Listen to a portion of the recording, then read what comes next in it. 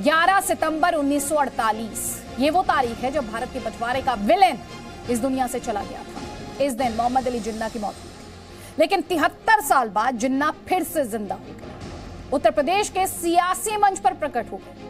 UP चुनाव में जिन्ना को लेकर जंग चल रही है। पहले समाजवादी पार्टी प्रमुख अखिलेश यादव ने जिन्ना का नाम लिया था और यह कहा था कि जिन्ना ने आजादी दिलाई। इसके बाद से सीएम आदित्यनाथ, योगी आदित्यनाथ और एआईएमआईएम चीफ असदुद्दीन ओवैसी तक सबने जिन्ना को लेकर राजनीतिक वार पलटवार की। अब इस कड़ी में यूपी के डिप्टी सीएम केशव प्रसाद मौर्य का नाम आ गया है। केशव प्रसाद मौर्य तो अखिलेश यादव का नाम ही बदल देना चाहते हैं। वो अखिलेश यादव को अखिलेश अली जिन्ना कहकर बुला रहे हैं, जैसे कि अभी आपने हमारी इस रिपोर्ट में भी देखा। सवाल है, आखिर उत्तर प्रदेश के चुनाव में जिन्ना का जाप क्यों हो रहा है? लेकिन फिर सवाल यह भी है, क्या भारत का मुसलमान जिन्ना को आदर्श मानता है? क्या भारत के मुसलमान की सोच जिन्नावादी है? क्या नहीं है। सवाल यह भी है कि जिन्ना का नाम, ये जिन्ना का जाप जो राजनीतिक दलों ने लगा रखा है, इसे किस पार्टी का खेल बनेगा और किसका खेल बिगड़ जाएगा। इसीलिए ताल ठोक के हम पूछेंगे, ये वोट के लिए जिन्ना जिन्ना क्यों हो रहा है? जिन्ना का क्या नाम है? वोट का काम करने की इस नाम से कोशिश की जा रही है। जिन्ना जाप में क्या पॉलिटिकल पार्टीज को मौका दिख रहा है? बंटवारे के विलेन पर सोचिए जरा, ये संग्राम हो रहा है। जिन्ना से दूरी, पटेल से करीबी, क्या इसे समाजवादी पार्टी का भूल सुधार बताया जाए? क्योंकि जिस तरह से अब पटेल की राह पर चलने की बात समाजवादी पार्टी कर रही है, क्योंकि जिन्ना का नाम इस डिबेट में लाने वाले कोई और नहीं, अखिलेश यादव ही थे। कई खास मेहमान हमारे साथ हैं। बीजेपी का पक्ष रखने के लिए प्रेम शुक्ला हमारे साथ हैं। कांग्रेस पार्टी का पक्ष रखने के लिए पूर्व सांसद राजेश मिश्रा हमारे साथ। अनुराग भदौरिया समाजवादी पार्टी का पक्ष रखने के लिए पॉलिटिकल एनालिस्ट और आईएम की आइडियोलॉजी से इत्तेफाक रखने वाले दानिश कुरैशी हमारे साथ है। जेडीयू का पक्ष रखने के लिए माधव आनंद हमारे साथ हैं। और मेरा पहला सवाल प्रेम शुक्ला जी आपसे, विकास की बात करने वाली पार्टी, विकास पर अपने नैरेटिव को आगे चलाने का दावा करने वाली पार्टी जिन्ना पर क्यों आ गई? केशव प्रसाद मौर्य को अखिलेश यादव का नाम अखिलेश अली जिन्ना क्यों बताना पड़ा? अदिति जी, बहुत अच्छा सवाल है आपका। भारतीय जनता पार्टी तो सबका साथ, सबका विकास, सबका विश्वास, सबका प्रयास में विश्वास रखती है, लेकिन जिनको जिन्ना में विश्वास है, जो सरदार पटेल जिन्होंने 564 भारतीय रियासतों का विलय करके आधुनिक भारत के निर्माण का पुण्य कर्म किया, उनके पायदान पर जो मोहम्मद अली जिन्ना को खड़ा करता है और जो बार बार जिन्ना का नाम लेता है, अपने अब्बाजान का नाम उतनी बार नहीं लिया जितना पाकिस्तान के अब्बाजान जिन्ना का नाम लिया, ऐसे में ऐसे जिन्नावादी को बेनकाब करना, जनता को जागृत करना हमारा लोकतांत्रिक दायित्व है और हम उस दायित्व का निर्वाह कर रहे हैं। वो कह दे जिन्ना हमारा नहीं है, जिन्ना से हमारा कोई लेन देन नहीं है, जिन्नावाद के हम मुखालिफ हैं, बात खत्म हो जाएगी। लेकिन अखिलेश सिंह यादव का जिन्ना का जाप क्या आज भी बंद हुआ है? क्या श्रीमान अखिलेश सिंह यादव ने आज भी, जिनको आदरणीय केशव प्रसाद मौर्य जी ने अखिलेश अली जिन्ना कहा, आपको ध्यान होगा कारसेवकों पर गोली चलाने के बाद जिस तरह से राम भक्तों की हत्या कराई थी, इसी प्रदेश में अखिलेश सिंह यादव के पिताश्री मुलायम सिंह यादव को लोग जो है मुल्ला मुलायम सिंह यादव कहते थे, मुलायम कहते थे। कारण क्या था? क्योंकि उन्होंने मुस्लिम तुष्टीकरण के लिए अयोध्या में राम भक्तों पर गोली चलाकर सरयू जी को लाल करने का दुष्कांड की रचा था। अब ऐसा दुष्कांड कोई रचेगा, उसी तरह का शाब्दिक सरदार पटेल की बराबरी पर अगर कोई जिन्ना को खड़ा करता होगा तो ऐसे व्यक्ति को जिन्नावादी कहा जाएगा और उसको अखिलेश अली जिन्ना जैसे व्यंग को सहने की शक्ति रखनी पड़ेगी। अनुराग भदौरिया, अखिलेश अली जिन्ना का व्यंग सहने की शक्ति रखनी पड़ेगी समाजवादी पार्टी को, ये बीजेपी कह रही है। देखिए, भारतीय जनता पार्टी दरअसल में उनको उत्तर प्रदेश का जो चुनाव है, उन्हें इस बात का एहसास हो गया है कि वो हार चुके हैं। जब आदमी हार मानने लगता है तो उसका मानसिक संतुलन भी बिगड़ने लगता है। अब हम तो उनको केशव प्रसाद मौर्य को हम कह सकते हैं, ये केशव प्रसाद देशद्रोही मौर्य है ही भाई। जो आदमी यहाँ किसानों को रौंद दे रहा हो और रौंदने वालों को सजा ना मिल रही हो, उसके पिताश्री देश के गृह राज्य मंत्री बन जाएं और बच्चे जो यहाँ पे 69,000 शिक्षक अपनी कैंडल मार्च निकाल रहे हो, वो कोई खालिस्तानी पाकिस्तानी आतंकवादी तो है नहीं, उत्तर प्रदेश के लोग थे। उनको दौड़ा दौड़ा के लाठी से ऐसे पीट रहे हो, जूते लाठी पैर माने लातों से पीट रहे हो। अरे भैया, उत्तर प्रदेश के हैं, वो हमारे खून के लोग हैं, हमारे परिवार के लोग हैं, वो कोई पाकिस्तानी नहीं थे जिनको दौड़ा के आप मारते हो। और दे दनादन मारते जा रहे हो। योगी जी थोड़ी शर्म करो, अपने लोगों को पीटते हो, अपने लोगों को रोनते हो, अपने लोगों को ही ठुकवा देते हो। या इनसे पूछा जाता, गोरखपुर में कौन था व्यापारी जिसको पुलिस ने जाके पीट पीट के मार डाला? कौन था लखनऊ के अंदर विवेक तिवारी जिसको आपने गोली से उड़ा दिया? कौन थी अपनी बच्ची हथरस की बेटी जिसको रात के अंधेरे में आपने पेट्रोल डाल के अंतिम संस्कार कर दिया? कौन थे ये लोग भाई? ये कोई खालिस्तानी भी नहीं थे, पाकिस्तानी बांग्लादेशी भी नहीं थे, अफगानिस्तानी भी नहीं थे। मैं अपनी बात पूरी कर लूं। और भारतीय जनता पार्टी 1.5 मिनट आपको इंटरप्ट नहीं किया सर। नहीं, अरे सवाल था सर, अभी आपने कमेंट किया, आपने कहा बीजेपी के बोल चुके हैं, मैं बोल ही रहे ना सर, आपने पूरा इलेक्शन पिच पर चले गए सर आप। अरे यार तो इलेक्शन पिच पर चले, सवाल तो सुन लीजिए सर, वैसा मुद्दा होता है ना, अब ऐसा थोड़ी आप अपनी पार्टी का मैनिफेस्टो पढ़ने लग जाएंगे डिबेट में। नहीं तो ऐसा थोड़ा था बीजेपी में। सुनिए, बीजेपी तो हार रही है, ऐसा आपका दावा है सर। सुनिए ना, इस तरह से वक्त जाया मत किया कीजिए दर्शकों का, बात कीजिए। बिल्कुल सही कह रही है, इसीलिए मैं कह रहा हूँ सर, आपने कहा ये, सुनिए, आपका दावा है कि बीजेपी हार रही थी तो जिन्ना को ले आई, तो क्या 31 अक्टूबर को समाजवादी, अब सुन लीजिए सर, 31 अक्टूबर को आपकी पार्टी हार रही थी कि अखिलेश यादव को जिन्ना में फ्रीडम फाइटर और आजादी दिलाने वाला नायक दिखाई दे गया था?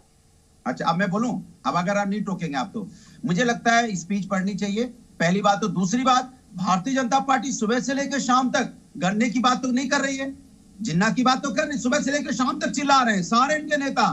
जनता की बात नहीं, गन्ने की भी बात कर लेते हैं। भूखी प्यासी, महंगाई से, बेरोजगारी से कमर टूट गई है, जनता से कोई लेना देना नहीं है। इनके प्रवक्ता से हमने सिर्फ इतना पूछ लिया था कि ये बता दीजिए गन्ना खरीफ की फसल है रबी की फसल है, नहीं बता पाए थे। आपको याद होगा शायद, आपकी डिबेट की बात है, आए बाय साहब बोलना शुरू कर दिया था उन्होंने। तो ये वो लोग हैं जिन्होंने गन्ना के बारे में नहीं पता। ये लोग बोला अभी पूछ लेंगे खरीफ की फसल बता दो, 5 फसल का नाम बता दो, तो ये परेशान हो जाते हैं। और इनसे पूछ दो कि खरीफ की फसल कब बुआई होती है, कब कटाई होती है, नहीं बता पाएंगे। रबी की फसल कब बुआई होती है, कब कटाई, सोयाबीन कौन सी फसल है, पूछे सोयाबीन कौन सी फसल है, रबी की खरीफ की। नहीं, मुझे जवाब दिलवा दीजिए, सोयाबीन रबी की फसल है, खरीफ की फसल है। चलिए मैं किसकी बुआई कब, कटाई कब, वो तो सब आप जीके टेस्ट बाद में लीजिएगा। अभी आप क्योंकि इतना बड़ी-बड़ी बातें और बड़े-बड़े दावे कर रहे हैं सर। आपके आप खुद और आपकी पार्टी के नेता नहीं बता पाते आपके किसान संगठन के नेता का नाम क्या है? डिबेट पर आइए, डिबेट पर आ जाइए सर। बीजेपी डूबने लगती है तो सर मुझे सुनिए, मैं सवाल अपने जानती हूँ, आपका काम है, आपके पास सवालों के जवाब नहीं होते तो आप शोर मचाने लगते हैं, हंगामा करने लगते हैं सर। मैं इस तरह से डिबेट नहीं करूंगी। सुन लीजिए अनुराग भदौरिया जी, और ये आपकी पार्टी को गलती का एहसास हुआ क्या? आपकी पार्टी को जिन्ना पर अपनी गलती का एहसास हुआ क्या? वैसे अगर आपको कोई कंफ्यूजन है ना सर, सबने पढ़ा और सुना, आपको कोई कंफ्यूजन है तो अखिलेश यादव ने उस दिन क्या कहा था वो मैं आपके लिए दोबारा प्ले करा दूंगी, लेकिन उसमें भी आप ही फंसेंगे। पहले भी आप फंसे थे, फिर से आप फंस जाएंगे, ठीक है? आप सुनिए सर, आपकी पार्टी को ये गलती का एहसास हो गया कि किसी का वोट नहीं मिलेगा जिन्ना के नाम से, इस देश का मुसलमान तो वोट नहीं देगा, इसीलिए अब आप पटेल पर आ गए। सर सुन लीजिए ना प्लीज, आप बार बार इंटरप्ट कर रहे हैं, आपको बुरा लग जाता है, आपको कोई इंटरप्ट करता है सर तो मैं आपसे आराम से बात करना चाहती हूँ, मुद्दे पर रहना चाहती हूँ। प्रेम शुक्ला जी मैं दूंगी आपको फ्लो। अनुराग जी सवाल पूछ, सुन लीजिए मेरा। आपकी पार्टी अपने मासिक बुलेटिन में सरदार पटेल पर लेख लिख रही है, अब तो सरदार पटेल की याद आ गई, अब आपको गलती का एहसास हो गया, आपको भूल सुधार कर रहे हैं अब आप, जिन्ना से पटेल पर लौट रहे हैं, लेकिन बीजेपी आपको वापस जिन्ना पर ले जा रही क्योंकि गलती तो आपने कर दी थी। अरे बोलने दो ना, हो गया ना। अब सवाल ये नहीं है, सवाल ये है कि भारतीय जनता पार्टी में एक ही शब्द बोला है, उत्तर प्रदेश की जनता को जो महंगाई, बेरोजगारी, जो अत्याचार दिया है, उत्तर प्रदेश की जनता इनके खिलाफ खड़ी है। देखो इनके यहाँ भीड़ ही नहीं आती है, योगी जी अकेले घूम रहे हैं, अकेले दौड़ते हैं, देखा आपने गाड़ी के पीछे अकेले, ना आगे जनता ना पीछे जनता, अकेले हैं। हेलीकॉप्टर देखने के लिए 1000-2000 लोग आ जाते हैं, कहाँ आ रही है? तो इनको एहसास हो गया है, देखो ना ये 10-15 दिन से कैसे पगला गए हैं, बौखला गए, मानसिक संतुलन खो गए, जनता है ही नहीं। समाजवादी पार्टी के राष्ट्रीय अध्यक्ष निकलते हैं, लाखों की भीड़। आदित्य जी आपके कैमरा छोटे पड़ जाते हैं, दूरबीन, इनके गृह मंत्री जी दूरबीन लगा के दिल्ली से देखते तो भी नहीं देख पाते, भीड़ ही भीड़ है, तो परेशान है, इनके पेट में खड़बड़ी है। तो ये इस तरह की बातें जाति और धर्म की राजनीति करना चाहते हैं, प्रेम शुक्ला, जाति धर्म की राजनीति पे भी अब इनको आपको तो लूज बॉल दे दी थी, इनकी पार्टी के नेता ने लूज बॉल दे दी थी और आपकी पिच पर आकर खेलने लगे थे, वरना पाकिस्तान, जिन्ना, तुष्टीकरण, ये सब तो आपकी पिच है, लेकिन आप भी वापस उसी पिच पर आ गए। देखिए अदिति जी बौखलाया, अभी देखिए अदिति जी बौखलाया कौन है? अभी अनुराग भदौरिया को और मेरे दोनों को देख, जो कोई भी देख रहा होगा आपकी डिबेट को समझ सकता है कि बौखलाहट किस खेमे में है, बौखलाए कौन लोग हैं। दूसरा, उन्होंने गन्ना की बात की, गन्ना पर 1,40,000 करोड़ रुपए का भुगतान गन्ना किसानों को 4.5 वर्षों 4,000 में करोड़ आदरणीय योगी आदित्यनाथ जी की सरकार में हुआ। 4,000 अखिलेश सिंह यादव 25,000 करोड़ रुपए का बकाया छोड़कर गए थे। लेकिन मैं बीच में नहीं बोल रहा था इनके अदिति जी, मैं इनके बीच में नहीं बोल रहा था। अदिति जी, ये इतना लंपटगिरी करते रहे, मैंने कुछ बोला? उनको तो आपने इनकी लंपटता भरी बातों पर मैंने कुछ बोला? इनके असत्य पर मैंने कुछ बोला? अदिति जी, ये तरीका नहीं है। अदिति जी, मैं शांत हो जाता हूँ अगर आपका नियंत्रण नहीं है तो। इंटरप्ट करेंगे, सुनिए ध्यान से। पहले आप मुझे इंटरप्ट कर रहे थे, अब आप दूसरे गेस्ट को इंटरप्ट कर रहे हैं। उतना टाइम मैं आपके कोटे में से काट दूंगी। आप चिल्ला लीजिए, उनका ऑडियो डाउन कर दीजिए मजबूरी में। अगर नहीं सुन रहे अनुराग भदौरिया, उन्हें नहीं पता वाद विवाद किस तरीके से होता है, नहीं समझ आ रहा, दर्शकों का वक्त जाया नहीं करूंगी, बिल्कुल जाया नहीं करूंगी मैं। प्रेम शुक्ला जवाब दीजिए, आपसे जो सवाल पूछा उस पर जवाब दीजिएगा सर जी। 1 लाख मैं भाई गन्ना पर बता रहा हूं, इन्होंने गन्ना मुद्दा उठाया। 1,40,000 करोड़ रुपयों का भुगतान आदरणीय योगी आदित्यनाथ जी के कार्यकाल में हुआ। 25,000 करोड़ रुपयों का भुगतान अखिलेश सिंह यादव के कार्यकाल में बकाया छोड़कर गए थे। 90% भुगतान हम कर चुके, 10% भुगतान गन्ना किसानों का हो जाएगा। गन्ना का रकबा जो है, जो बुआई का रकबा होता है, रकबा का मतलब तो समझते होंगे अनुराग जी, वो रकबा बढ़ गया है आदरणीय योगी आदित्यनाथ जी के कार्यकाल में। एक बात। दूसरा, जिन्ना पर जब कोई बार बार जिन्नावाद करेगा तो उसके जिन्नावाद को बेनकाब करना हमारा दायित्व है। अगर कोई मुस्लिम वोटों के ध्रुवीकरण के नाम के लिए जिन्ना का आवाहन करता होगा तो ऐसे जिन्नावादियों पर बार बार हमारा बात करने का अधिकार है। कोई देश को विखंडित करने वाले खलनायक की आराधना करता होगा तो ऐसे आराधक के विरुद्ध देश की जनता को जागृत हम करके ही रहेंगे, और ये हमारा अधिकार है। इनको जितना चीखना हो चिल्लाना हो, चीखे चिल्लाएं। फिर आपसे भी सवाल पूछा जाएगा कि हिंदुस्तान की राजनीति में, भारत की राजनीति में जिन्ना का क्या काम है सर? जिन्ना का वोटों से क्या लेना देना है, ये सवाल पूछा जाएगा। नहीं, बिल्कुल काम नहीं। अखिलेश सिंह यादव को नहीं लाना चाहिए था। ठीक है सर। राजेश मिश्रा। हाँ बिल्कुल, अखिलेश सिंह यादव को नहीं लाना चाहिए था। सही कह रहे हैं राजेश मिश्रा सर। अब वैसे तो ये आप ही के पीछे, वो तो आपको लूज बॉल फेंकी, उन्होंने लूज बॉल फेंकी। ये अनुराग भदौरिया जी तब से बोले जा रहे हैं। अनुराग भदौरिया जी एक 30 सेकंड्स के लिए जरा ऑडियो दीजिए इनका। गन्ना कर रहे थे अनुराग भदौरिया जी। आपकी पार्टी ने कितना प्रोटेस्ट किया बकाया लोगों को दिलाने के लिए? जरा अच्छा मैं बोलूं? आदित्य जी प्लीज 20 सेकंड्स है, जवाब दीजिए। हाँ ठीक है। एक बहुत अच्छा काम आप करती हैं कि भारतीय जनता पार्टी डूबने लगती है तो आप लाइफ गार्ड का काम कर देती। देखिए मैंने पूछा था गन्ना रबी की फसल है खरीफ की फसल, नहीं बता पाए। देखिए सोचो, जनता सुन रही है। अब वो गूगल राजेश जी दे रही हूं आपको, फ्लोर दे रही हूं मैं, दे रही हूं जरा 1 सेकंड दे रही हूं।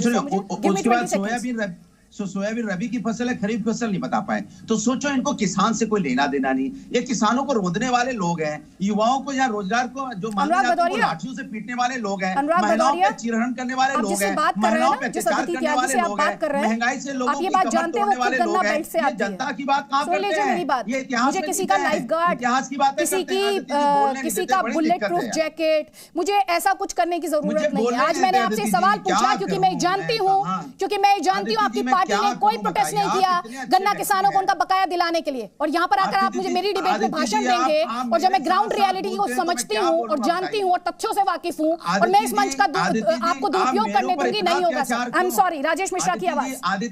सर आप बहुत गन्ना कर रहे थे ना, गन्ने पर आपको आईना दिखा दिया मैंने। अब नेक्स्ट टाइम गन्ना मत कीजिएगा, फंस जाएंगे दोबारा। जैसे अभी आप खुद फंस गए थे, किसान संगठन का नेता का नाम नहीं बता पाए थे अपनी पार्टी के। मत कीजिएगा, तथ्यों पर रहिए मेरे साथ। राजेश मिश्रा जी, ये यूपी के चुनाव है, इसमें जिन्ना का क्या काम है? आप बोलने देंगे ना, बीजेपी के प्रवक्ता नहीं आएंगे। जिस दिन आप बचाना बंद कर देंगे, आना बंद कर देंगे। इनके पास जवाब नहीं होता। आदित्य जी आप बचा लेती हैं क्या? मैं तो किसी को नहीं बचा रही हूँ सर। आपने जो राजनीतिक चश्मा लगा रखा है उसमें आपको लगता है कि मैं बचा रही, क्योंकि मैं आपको कटघरे में खड़ा कर रही हूँ, तो आपके पास कोई डिफेंस तो है नहीं सर। आप निजी हमले कर लीजिए सर, मैं इसमें जाया वक्त नहीं करूंगी, इसमें वक्त जाया नहीं करूंगी।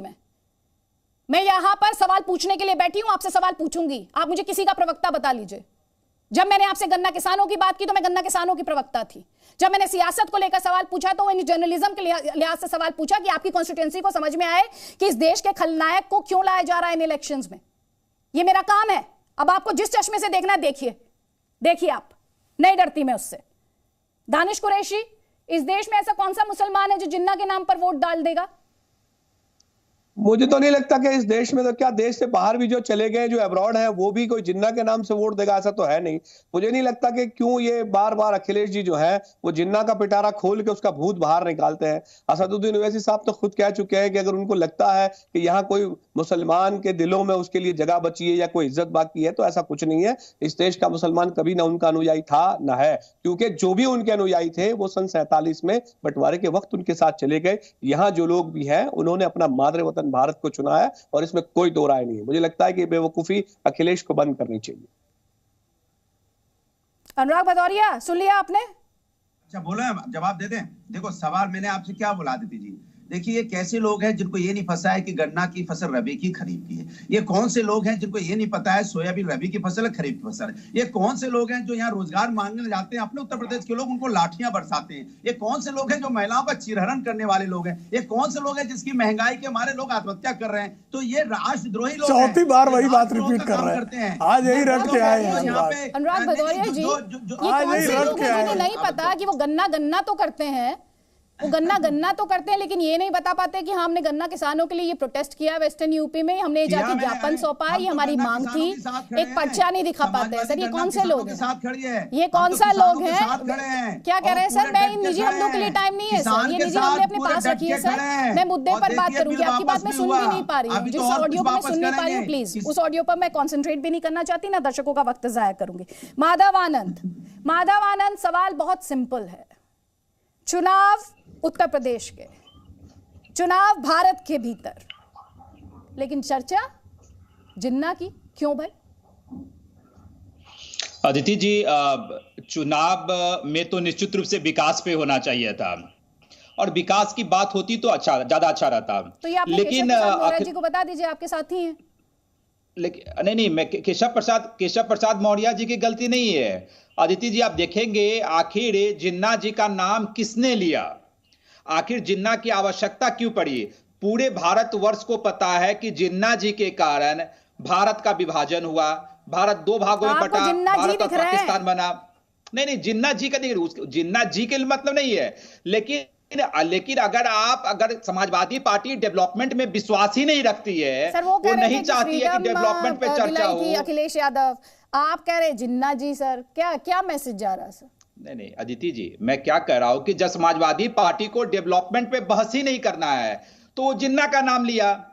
लेकिन मैं ये कहना चाहता हूं कि लोकतंत्र में ज्यादा अच्छा होगा जब विकास की बात करेंगे। आदरणीय योगी जी ने अच्छा काम किया है, अगर उन कामों को लेकर चर्चा हो, उस पर डिस्कशन हो कि कहां कमियां रह गई, तो जनता उसको एक्सेप्ट करेगी। लेकिन आप जिन्ना का नाम लेके तुष्टीकरण की नीति राजनीति करेंगे तो कोई भी ऐसा एक्सेप्ट करने वाला नहीं है। समाजवादी पार्टी को यह समझने की आवश्यकता है कि वो वक्त अब नहीं रहा जिस समय मुलायम सिंह यादव मुख्यमंत्री थे और अखिलेश यादव जी मुख्यमंत्री थे, जहां डेवलपमेंट की बात नहीं होती थी। अब बीजेपी चाहे एनडीए, जहां जहां सरकार है, सिर्फ विकास की बात करती है और सबको साथ में लेके चलने की बात करती है। चाहे मुस्लिम समुदाय हो, चाहे हिंदू समुदाय हो, सिख समुदाय हो या क्रिश्चियन समुदाय हो, सब को साथ में लेके जैसो चलने की बात करती है। इसीलिए लोग तुष्टीकरण की नीति अपनाते हैं। अपनाने दीजिए, क्या फर्क पड़ता है? निश्चित रूप से उत्तर प्रदेश की जनता इनको जवाब देने का काम करेगी। वो दिन दूर नहीं जब आपको जो है चुनाव का परिणाम भी आपके सामने होगा और योगी जी पुनः जो है मुख्यमंत्री बनेंगे। विश्वास मंदिर के प्रांगण में नहीं करा सकती। हम विश्वास मंदिर का राजनीतिकरण नहीं करना चाहते। स्पेस में होना चाहिए। हम ये मानते हैं, आप जो बात यहाँ पर रख रहे हैं वो आपके प्राइवेट स्पेस में होना चाहिए। आपकी पार्टी के नेता भी कैमरा लेकर जाते हैं ना सर साथ, आपकी पार्टी के नेता भी कैमरा लेकर जाते हैं साथ। आप इससे इंकार नहीं कर सकते। राजेश जी प्लीज, अब आप जो सवाल उठाए उनके जवाब मुझे लेने दीजिए। प्रेम शुक्ला इन्होंने कहा, सुन लीजिए राजेश, हमारे पार्टी का कोई नेता कैमरा लेकर नहीं जाता। कैमरा लेके केदारनाथ में वो लोग जाते हैं जो चश्मा पहन के और जूता पहन के फोटो खिंचवाते हैं, वो लोग जाते हैं। हमारे पार्टी कोई नेता नहीं जाता। सर तस्वीरें कैसे आ जाती हैं? तस्वीरें कैसे आ जाती हैं? मैं उत्तर दूं अब। प्रेम शुक्ला जी, इन्होंने दो इंपॉर्टेंट पॉइंट यहां पर उठाए। इन्होंने कहा आपकी पार्टी में लड़ाई है योगी आदित्यनाथ और केशव प्रसाद मौर्य के बीच, खुद को बड़ा हिंदू कौन है इस लड़ाई को लड़ने के लिए और जीतने के लिए, इसलिए उन्हें जहां मौका मिलता है वो जिन्ना का इस्तेमाल करते हैं। देखिए, जिन्ना का इस्तेमाल जो है भारतीय जनता पार्टी के किसी नेता ने नहीं बल्कि अखिलेश सिंह यादव ने किया। इसलिए जिन्ना के इस्तेमाल का आरोप हम पर लगाना गलत है। दूसरी बात यह बहुत स्पष्ट है, हमारे राष्ट्रीय अध्यक्ष जी ने, हमारे गृह मंत्री जी ने, हमारे प्रधानमंत्री जी ने स्पष्ट किया है कि हम 2022 का चुनाव आदरणीय योगी आदित्यनाथ जी के नेतृत्व में लड़ रहे हैं और आदरणीय योगी आदित्यनाथ जी के नेतृत्व में ही नई सरकार का गठन होगा। इसलिए इस तरह का कोई विवाद होने का कोई प्रश्न ही नहीं पैदा होता। तीसरा प्रश्न जो विकास पर उठाया, विकास पर आप किसानों पर उठाया, तो किसानों पर कृपा करके बताइए, भारतीय जनता पार्टी की आदरणीय योगी आदित्यनाथ की सरकार ने पहले ही कैबिनेट मीटिंग में 38,000 करोड़ रुपयों का उत्तर प्रदेश के किसानों का कर्ज माफ कर दिया। राजस्थान में 10 दिन में किसानों का कर्ज माफ करने का वादा राहुल गांधी करके आए थे। आज किसानों की जमीनें कुर्क हो रही, उनका कर्ज माफ नहीं किया, तो वादा खिलाफी किसानों के साथ कौन करता? विकास की बात, उत्तर प्रदेश में पर कैपिटा इनकम 4.5 वर्षों में 2 गुना हो गया, जीडीपी 2 गुनी हो गई। एक कांग्रेस शासित राज्य आप पिछले 70 वर्षों में दिखा दीजिए जिसमें 4.5 वर्षों में उस राज्य का पर कैपिटा इनकम 2 गुना हो गया हो, उस राज्य की जीडीपी 2 गुनी हो गई हो। विकास की बात करता मैं एक्सप्रेसवे, 680 किलोमीटर एक्सप्रेसवे 4.5 वर्षों में बना, जबकि सपा और बसपा दोनों का कार्यकाल मिला लें तो 480 किलोमीटर जो है एक्सप्रेसवे बना था। तो किसने विकास का कार्य किया? बिजली आप देख लीजिए, विकास का कार्य अगर आपने किया, कांग्रेस इन सबके शासन ठीक है सर, विकास का कार्य अगर आपने किया तो फिर जिन्ना का बता रहे विकास का कार्य, ठीक है सर, विकास का कार्य आपने किया तो जाइए विकास के कार्य। जिन्ना का जिक्र अखिलेश सिंह यादव कर रहे हैं, उसका उत्तर दे रहे हैं। आ गए मंदिर की बात किसने करने को कहा? हम तो विकास का कार्य बता ही रहे हैं। अगर कोई ओपोनेंट कह रहे हैं कि आप कॉन्फिडेंट नहीं है, विकास करने की बात क्यों नहीं कर रहे? सवाल पूछे जा रहे हैं इसमें प्रेम शुक्ला जी। राजेश मिश्रा आपको जवाब देना चाह रहे हैं, लेकिन हम पूरे कॉन्फिडेंट है अदिति जी, हम अयोध्या, मथुरा, काशी की विकास की बात क्यों ना करें? ठीक है सर, राजेश मिश्रा का जवाब ले लीजिए सर। ये आदिति जी अभी ये चर्चा कर रहे थे कि हमने जो है आत्मनिर्भर बना दिया पूरे देश को, पूरे प्रदेश में, यूपी में खुशहाली आ गई। आज यदि पूरे उत्तर प्रदेश के लोग आत्मनिर्भर हो गए हैं तो आज की तारीख में 8 करोड़ लोगों को क्यों ये फ्री गेहूं और चावल दे रहे हैं, यहां तक कि तेल दे रहे हैं, यहां तक कि चीनी दे रहे हैं। यदि सब लोग आत्मनिर्भर हो गए हैं तो सरकार की क्या मजबूरी है कि 8 करोड़ लोगों को ये गेहूं दे रहे हैं, चावल दे रहे हैं, चीनी दे रहे हैं, तेल दे? इसका मतलब 8 करोड़ लोग गरीबी रेखा के नीचे आ गए हैं, वो भूखमरी के कगार पे हो गए, उनके पास खाने के लिए कुछ नहीं है। सरकार ने यही सोच के तो दिया है ना। तो आखिर ये क्या कारण है? ये आपस में हास्यास्पद है कि नहीं है कि आप एक तरफ आत्मनिर्भर करते हैं, प्रेम शुक्ला जी कह रहे हैं जीडीपी बढ़ गई, प्रेम शुक्ला जी कह रहे हैं कि हमने जो है सारे किसानों का कर्जा माफ कर दिया। भैया आपने सब कर दिया है, तो अब आज 8 करोड़ लोगों को गेहूं, चावल, चीनी, तेल, आटा सब फ्री क्यों दे रहे हैं? इसका मतलब कि जो मिडिल क्लास का आदमी था वो गरीबी रेखा के नीचे आ गया, उसके पास खाने के लिए कुछ नहीं है। सरकार ये समझ रही है, इसलिए सरकार ने फ्री दिया कि नहीं दिया? आप बताइए, फ्री दिया कि नहीं दिया? आप अभी इस पे कहेंगे फ्री दिया। अच्छा प्रश्न उत्तर सुन लीजिए। अच्छा प्रश्न उत्तर सुन लीजिए। मतलब जो है यूपीए सरकार ने जब लोगों को जो है खाद्य सुरक्षा बिल लाया था तो इसका मतलब था कि पूरा देश भूखा सो रहा था, ऐसा कहना चाह रहे हैं आप? कोरोना महामारी के समय अगर हम गरीबों को मुफ्त में राशन दे रहे हैं, ये सुनिए प्रेम शुक्ला जी, आपत्ति है कि गरीबों का पेट सुनिए, खाद्य सुरक्षा बिल इसलिए आया था, हमने फिर उस समय नहीं दिया। उस समय खाद्य सुरक्षा देना जरूरी था गरीबों को, इसलिए वो लाया गया था। अवसर ही नहीं दिया जाता। अदिति जी, ये सपा और कांग्रेस क्या कर रही है? अदिति जी, मैं तो इनको सुन रहा था, मैं तो राजेश जी को जरा भी नहीं टोक रहा था, मैं तो धैर्य से सुन रहा था मिश्रा जी को। मिश्रा जी जवाब तो सुन लीजिए, मिश्रा जी जवाब तो सुन लीजिए। पर कैपिटा इनकम हमने डबल किया, ये वेरिफिएबल आंकड़ा है। जीडीपी हमने डबल किया है, वेरिफिएबल आंकड़ा है। और हम जब कह रहे हैं कि हम मुफ्त में दे, तो मुफ्त में मकान भी दे रहे हैं, मुफ्त में बिजली भी दे रहे हैं, मुफ्त में एलपीजी गैस कनेक्शन भी दे रहे हैं, मुफ्त में शौचालय भी बना के दिया है। आप मुझे 75 वर्षों के 1946 में प्रधानमंत्री हुए थे श्रीमान पंडित जवाहरलाल नेहरू। आप 2014 तक में अधिकांश काल आप ही का शासनकाल अधिकांश राज्यों पर था। आप बताइए, आपने कहीं एलपीजी गैस कनेक्शन मुफ्त में किसी को दे दिया हो, शौचालय मुफ्त में बना दिया हो, मकान मुफ्त में दे दिया हो, बिजली मुफ्त में दे दी हो? तो हम गरीबों के कल्याण, क्योंकि हमारा ये जो राज्य है, ये राष्ट्र जो है वो कल्याणकारी समाजवाद का राज्य है। ठीक है, नहीं, लेकिन प्रधानमंत्री 1946 में बन गए थे। कैबिनेट मिशन के तहत 1946 में प्रधानमंत्री बन गए थे, और वो भी शपथ भी जो है वो उन्होंने अंग्रेजों की महारानी के प्रति निष्ठा की शपथ खाई थी। इस सत्य को कृपा करके स्वीकारिए, ये ऐतिहासिक सत्य है कि पंडित जवाहरलाल नेहरू ने ब्रिटेन की महारानी के प्रति निष्ठा की शपथ खाकर प्रधानमंत्री बने थे।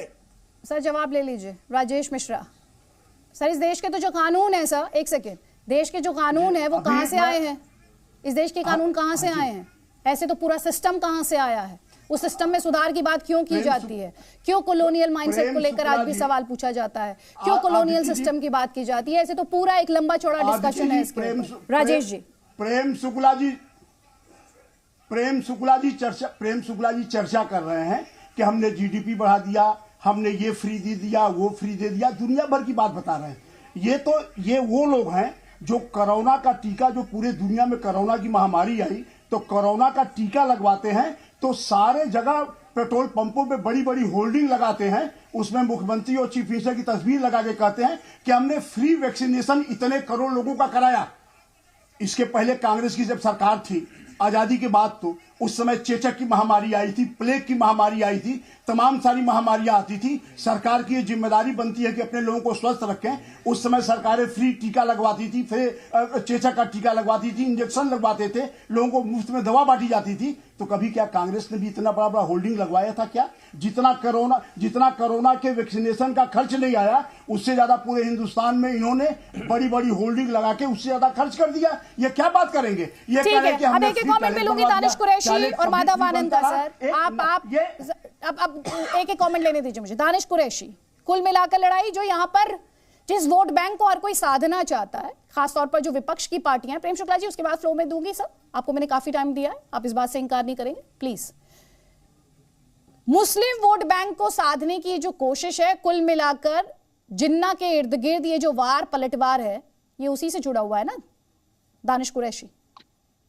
देखिए, मुझे लगता है कि जो मुस्लिम समाज के अपलिफ्टमेंट की, उनके एम्पावरमेंट की, पॉलिटिकल एम्पावरमेंट की और एजुकेशनल सोशल एम्पावरमेंट की बात करेगा, ये समाज उसी के साथ जाएगा। जिन्ना विन्ना की बातें करने से कुछ होने वाला नहीं है, ये सारी पार्टियों को समझ लेने की जरूरत है। और एक कौन सा राजनीतिक दल करता है?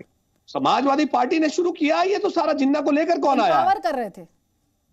नहीं, जिन्ना को लेकर वो आया है। मैं तो ये कह रहा हूं कि उस समाज से वोट की अपेक्षा वो लोग रखें जो लोग सोशली एम्पावर करना चाहते हैं, पॉलिटिकली मुस्लिम कम्युनिटी को एम्पावर करना चाहते हैं। अगर आप उनको पॉलिटिकल एम्पावर करना नहीं चाहते और सिर्फ उनका वोट चाहते हैं तो वो तो नहीं होगा। वो तो असदुद्दीन ओवैसी बिल्कुल साफ कह चुके कि 7% वाला मुख्यमंत्री क्यों बनेगा और 20% वाला दरी क्यों बिछाएगा, साफ तो कहा उन्होंने। तो आपके हिसाब से असदुद्दीन ओवैसी साहब कर रहे हैं मुस्लिमों को एम्पावर करने की कोशिश? बिल्कुल, कोशिश तो उनकी है। ये मुसलमानों को सेग्रीगेट करके मुस्लिम एम्पावर होगा?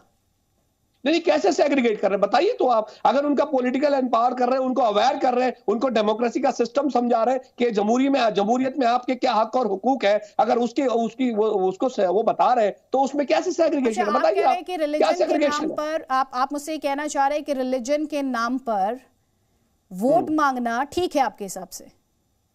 नहीं, तो आप बताइए जिन्ना और राम मंदिर, सुनिए आदित्य जी सुनिए, जिन्ना और राम मंदिर क्या है? जिन्ना कोई सेक्युलर छवि है? मंदिर क्या कोई सेक्युलर बात है बताइए तो आप। नहीं, मतलब और आपने कहा ना बीजेपी सांप्रदायिक है, आपने ये आरोप लगाया। आपका आरोप था ना सर ये कि बीजेपी सांप्रदायिक है।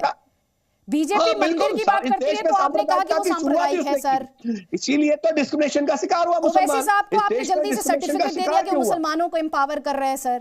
आपके तो आर्ग्यूमेंट में विरोधाभास है सर।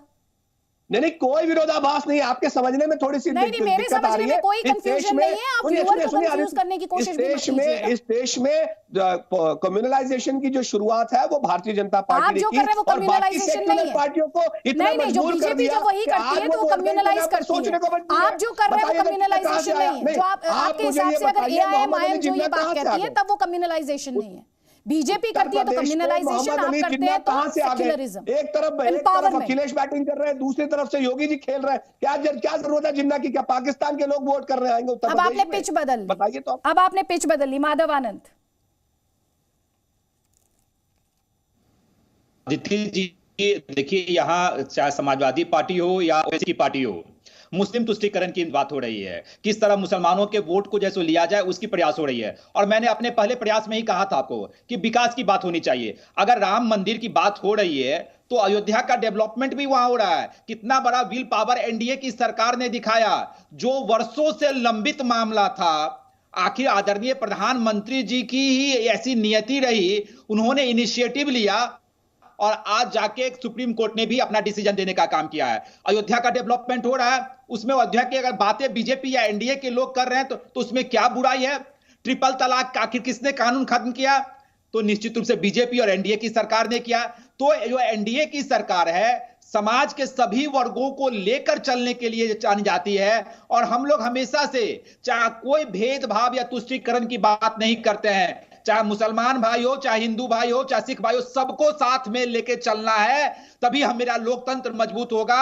और यही कारण है कि आप तो ये कह रहे हैं कि प्रधानमंत्री जी की नीतियों के कारण ये हुआ, तो इसका मतलब ये समझा जाए कि प्रधानमंत्री जी ने इन्फ्लुएंस किया जजमेंट को, ये मान लिया जाए? इन्फ्लुएंस की बात नहीं है, विल पावर, विल पावर। तो आप ही क्या कह रहे हैं? अरे आपने भी इसी एंगल पे कहा, दोबारा रिवाइज करके इनको सुनाइए, ये क्या कह रहे हैं? दोबारा रिवाइज करके इनको सुनाइए, ये क्या कह रहे हैं? आखिर एनडीए की सरकार ने विल पावर दिखाया।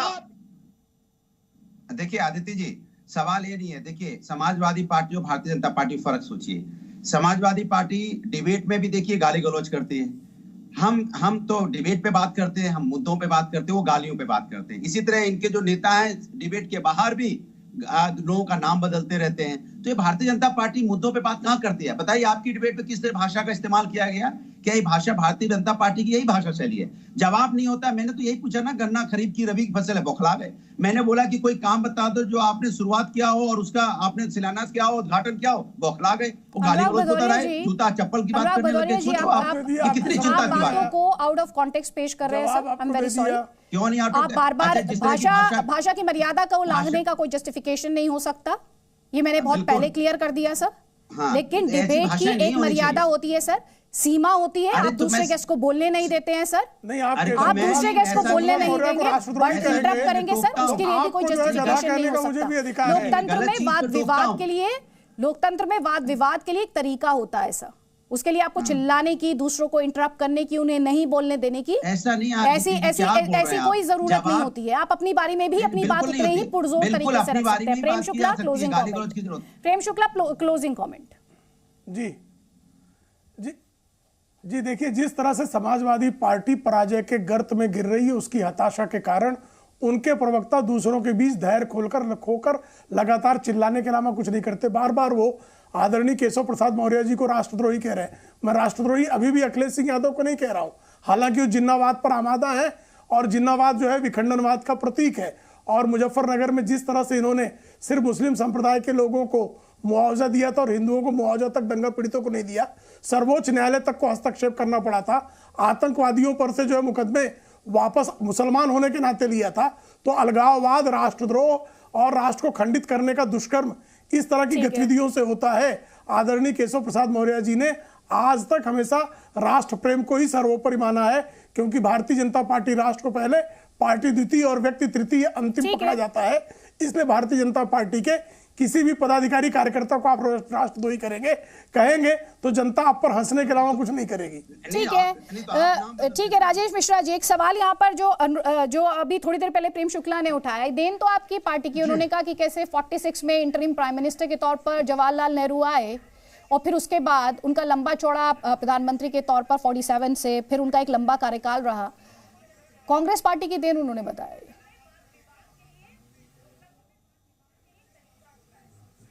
जी क्लियर नहीं हुआ, आपकी बात क्लियर नहीं हो पाई। हेलो सर, वो कह रहे हैं जो मौजूदा सियासत है वो कांग्रेस पार्टी की देन है। हेलो, नहीं, ये तो प्रेम शुक्ला जी की गलतफहमी है।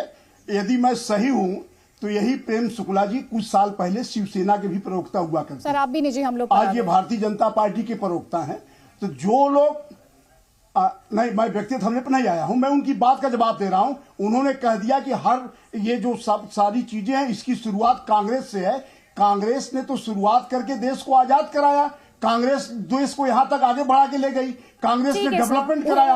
और आज मैं ये कह सकता हूं कि पिछले 30 सालों में उत्तर प्रदेश में जो नुकसान हुआ है। अनुराग भदौरिया, दानिश कुरैशी और माधव आनंद, आप सभी का बहुत बहुत शुक्रिया हमारे इस डिस्कशन में शामिल होने के लिए। Presenting B News app available on Google Play and App Store. Download it now.